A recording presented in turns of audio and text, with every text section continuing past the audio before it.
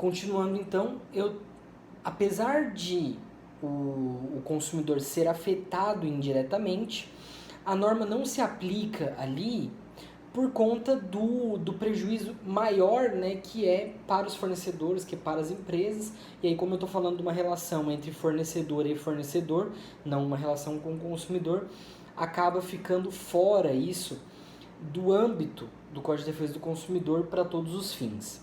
Beleza? Então tá certo. Aqui a gente retira essa possibilidade.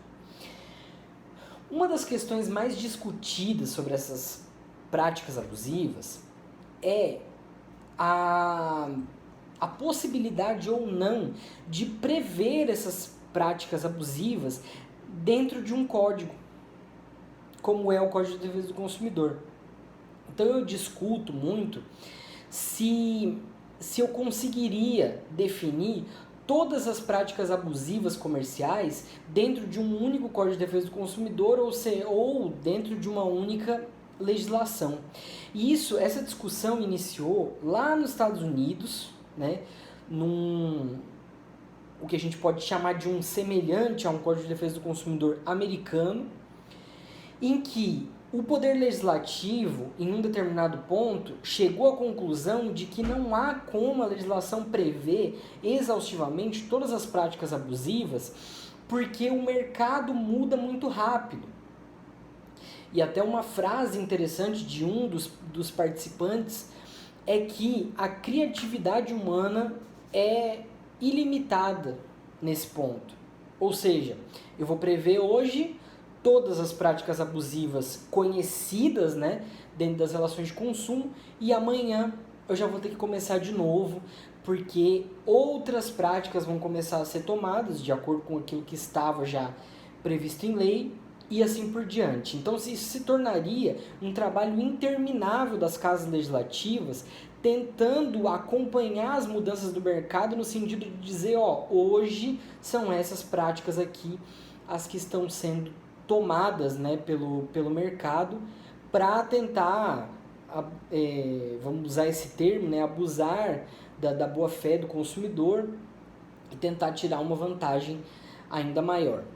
Então, isso é o que a gente consegue chamar de impossibilidade de exaustão legislativa, ou seja, eu não tenho essa possibilidade de prever toda e qualquer prática abusiva nas relações de consumo, porque isso muda muito rápido e aí teria que se atualizar muito rápido, e a gente sabe que o nosso poder legislativo não consegue acompanhar essas mudanças nas práticas comerciais, quem dirá acompanhar o tempo inteiro, atualizando as normas consumeristas e assim por diante. Isso geraria, sem dúvida nenhuma, lesões irreparáveis a consumidores, na medida em que a gente teria aí um período entre o início da prática e a previsão legislativa, em que, em tese, os fornecedores estariam livres, né, de qualquer responsabilidade por práticas que não estivessem expressas no código ainda. Então, beleza. Pessoal, as práticas abusivas, elas estão previstas no Código de Defesa do Consumidor lá no artigo 39. Esse artigo é importantíssimo para quem quer estudar um pouquinho o Código de Defesa do Consumidor, porque ali estão a maioria das práticas que eu posso dizer que são ilegais por parte dos fornecedores, apesar de, já adiantando para vocês, não ser só ali que eu tenha situações, né, que eu posso chamar de práticas abusivas. A gente já estudou algumas que tem relação com o vício e fado do produto, tem outras que estão mais lá para frente e assim por diante. Então o código é cheio dessas práticas, né, que podem gerar responsabilidade por parte do fornecedor. Então, aí a gente entra na questão que é pensar. Esse rol, então, do artigo 39, ele é exaustivo ou ele é taxativo? Veja bem, na época da promulgação do Código de Defesa do Consumidor, houve, e isso ficou muito claro à época, né? Houve um lobby muito grande das grandes empresas que eram totalmente desfavoráveis à promulgação do Código de Defesa do Consumidor por conta de tanta proteção, né? E houve um lobby muito grande para limitar esses dispositivos que previam proteções, principalmente aquelas que eram consideradas pelos fornecedores excessivas, né, dentro do código. Isso gerou algumas alterações que a gente vê com o tempo. Algumas foram para ajustar situações que lá atrás não foram incluídas no código por alguma situação específica, tal como o próprio lobby ou outras situações que aconteceram também, e outras para retirar algumas situações. No caso aqui, a gente vai ver que houve um ajuste do código diante de uma situação acontecida lá atrás, que é o seguinte: para fins de tornar esse artigo o mais amplo possível, eu tinha lá no artigo 39, no inciso 10, hoje não é mais o inciso 10, certo? Porque foi vetado. Eu tinha no inciso 10 o regramento de que qualquer prática abusiva ou qualquer outra prática abusiva poderia ser considerada, né, para fins de responsabilização pelo Código de Defesa do Consumidor. Então, quando eu monto diversas situações e vou lá num inciso e digo ou qualquer outra prática ou qualquer outra situação, eu digo, olha, aqui cabe a interpretação de dizer, olha, isso aqui é muito mais amplo do que parece. Então, aí é um ponto muito interessante. Por quê? Porque aí eu poderia, sim, dependendo do caso concreto, dizer que uma situação que não estava previamente descrita lá seria também uma situação de prática abusiva e assim por diante. Mas, diante do elevado lobby, como a gente já tinha comentado aqui, o inciso foi vetado à época da promulgação.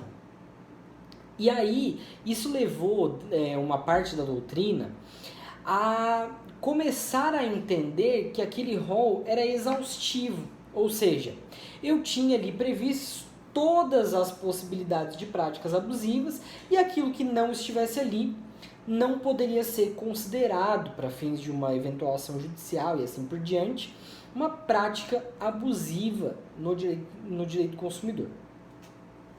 Ok. Ocorre que parte da doutrina, já na época, não entendia dessa forma. E não entendia dessa forma por quê? Porque, de uma certa forma, eu acabo limitando demais essa proteção quando eu digo que só 10, só 15, só seja lá quantas possibilidades, né, de situações são práticas abusivas. E aí, o que foi feito foi que o caput do artigo 39, depois de um tempo, já mudado inclusive o governo, o caput do artigo 39 foi alterado para dizer o seguinte: é vedado ao fornecedor de produtos ou serviços, e aqui que está o ponto, né, depois da vírgula, dentre outras práticas abusivas. O que isso quer dizer então? Que qualquer uma dessas que está descrita nos incisos do artigo 39 pode ser considerada uma prática abusiva, dentre outras que forem sendo encontradas no mercado, na prática comercial, a critério do juiz na hora de decidir, ao critério, o PROCON também tem um tanto dessa liberalidade para decidir e para multar eventualmente e assim por diante. Então aqui eu dou um tom um pouco mais livre para a interpretação, eu dou um tom um pouquinho mais amplo, digamos, para as definições de práticas abusivas. Essa alteração, para vocês terem noção, foi feita pela Lei 884 de 94, beleza?